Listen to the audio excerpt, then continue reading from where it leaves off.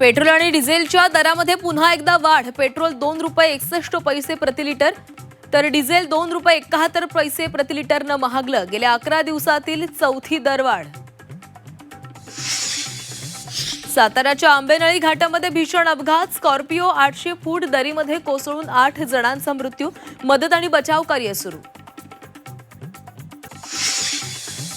महायुतीतील विधान परिषदेच्या जागा वाटपाचा तिढा. दिल्ली दरबारी. एकनाथ शिंदेंपाठोपाठ आता गिरीश महाजनही दिल्लीत. शिवसेनेतील अंतर्गत वाद चव्हाट्यावर. विकास निधीपासून वंचित ठेवल्याचा अब्दुल सत्तारांचा आरोप. पक्ष नेतृत्वाला सावध राहण्याचा इशारा.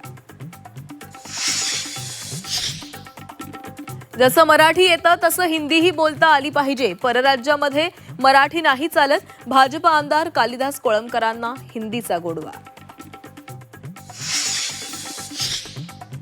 नीट पेपरफुटी प्रकरणामध्ये शुभम खैरनारला 6 जूनपर्यंत न्यायालयीन कोठडी. दिल्लीतील राऊज एव्हेन्यू कोर्टाचा निर्णय. कोर्टाकडून सीबीआयची मागणी. विदर्भामध्ये पुढील 4 ते 5 दिवस उष्णतेची लाट कायम राहण्याची शक्यता. चंद्रपुरातील ब्रह्मपुरीमध्ये बनलं देशातील हॉट शहर.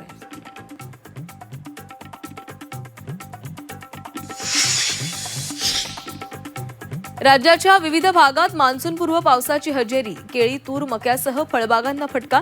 तर मान्सून लवकरच केरळमध्ये दाखल होण्याची शक्यता.